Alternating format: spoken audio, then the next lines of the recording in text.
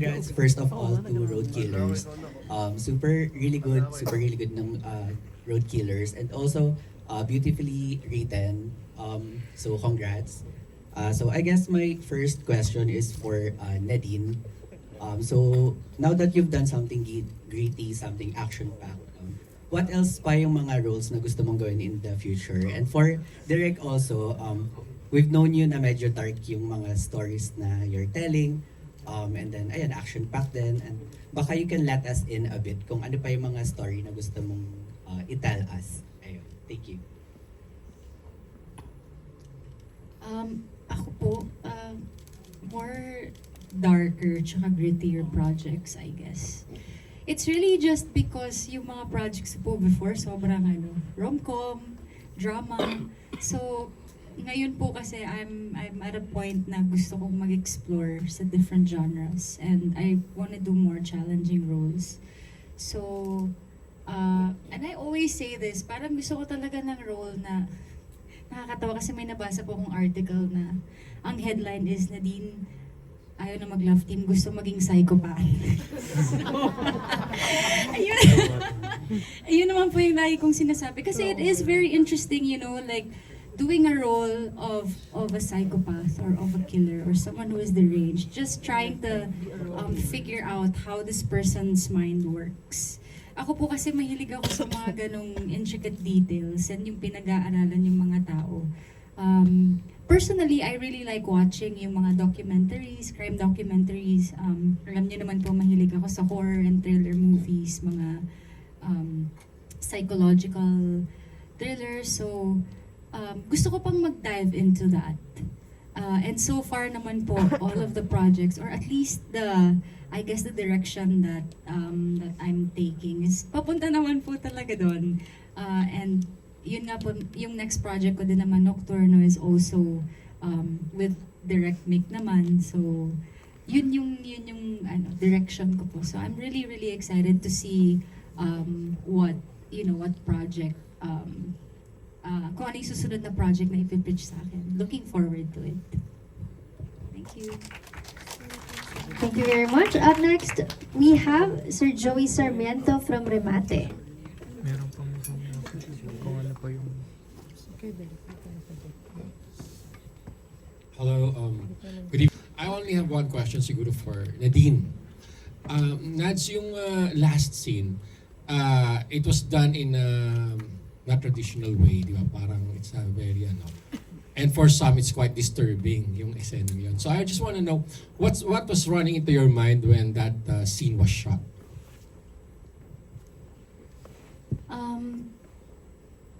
I'm trying to remember kung ano yung nai-imagine ko at that time. Because we did shoot it like a few months ago na. But really it was more of, I always put myself in the shoes of my characters.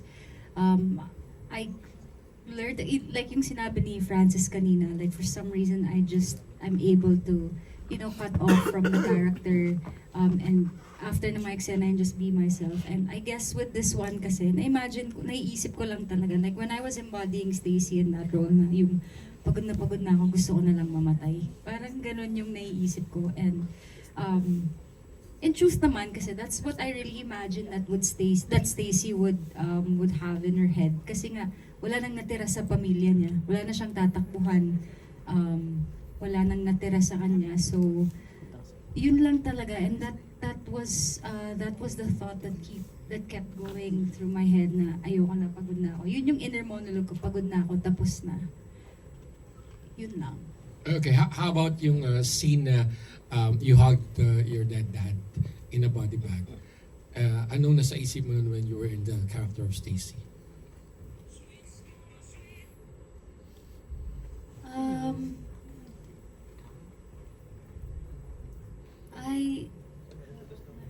Inutos lang daw ng 80s, sabi ni Jerome. Yun nga po, like what I mentioned, I've learned to put myself in the shoes of the character. So it was really more of Stacy. So yun na yung, kasi pag nagsimula po akong umarte, hindi na talaga ako si Nadine eh. Like, yung utak ko nag-shift na to the character. So, yun, tapos na nagpapaalam. Also at the same time, I guess, more of, yung inner monologue ko was, I was apologizing for all of the trouble that I've caused back then. And nagpapasalamat ako sa tatay ko and the life that kay Tito Boji, kay Nato, with the life that he's given me. Okay, thank you, Nats. Thank you. Last na lang, sorry for your second question. Kay Direk, how was it directing Nadine sa mga action scenes? Naawa ko sa kanila while directing kasi nagigets ko yung pagod pero they were super game. Kaya nakatulong talaga yun. Actually, with everyone sa cast parang ang laking, because we're already in a stressful environment. So ang laking relief kapag you're working with people who are accommodating, who puts their everything into the table. No? I appreciate na nagbibigay sila lahat ng opinion sa characters nila. Nagsasabi sila, feeling ko hindi to sasabihin ng character ko. And then we edit on the spot. We edit the lines on the spot. But yeah, I think for the action, everyone was game. And kasi masaya i-shoot ang walang dialogue na puro, kasi it's more of the shots and blocking lang talaga. So, yeah, I think we had fun. Thank you very much for your...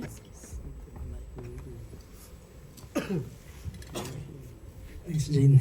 Okay, isang question kay Direk lang. Direk, can you tell us about that song? Kanina we were talking about it outside. Yung Cinderella, Rioli Samson song ba yun? And we thought na maybe it was just to show the closeness between father and daughter. But ngayon it occurred to me, was there something subliminally political about choosing it in that the Manila sound became big during martial law and this was a story being told in the time of President Duterte?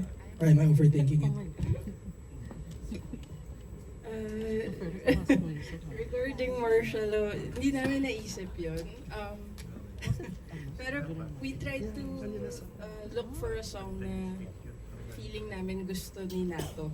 So parang yun yung idea behind it. Parang we were choosing from songs, I guess, in that era. Kasi siguro ganyan yung taste ni Nato. And to have it playing in the background to always anchor Stacy, bakit ba niya to ginagawa? And I think, parang originally we wanted a song that's heartfelt para sa simula. Parang it's just an introduction to the characters. But then in the end, at least we wanted to have this whole new meaning, whole new depth to the song na ganito niya kamahal. I mean, yung title, Mahal Kita And this is how much. Sorry, I had to ask this. Kasi it's an unreleased song. So, yeah, I would, it wasn't a single. So how did you choose that? I mean, kung pipili ka din lang, I would think na something, a hit song, di ba? Pero ito talagang hinanap nyo from an unreleased, it was an unreleased single. Unreleased track. Well, to be honest, we looked at the Viva catalog and then parang naghanap lang kami ng song na is heartfelt enough and that we felt that would resonate to Stacy. Parang mas yun and of course inedit muna namin siya and tinignan kung ano yung babagay with the scene. And there were a lot of other songs that were considered, no? Pero in the end, we settled with this kasi parang feeling namin nakaka-capture niya talaga Kasi yun naman yung punot dulo ng lahat ng to diba? It's Stacy's love for her father. So, plain and simple, mahal kita. Salamat. Thank you.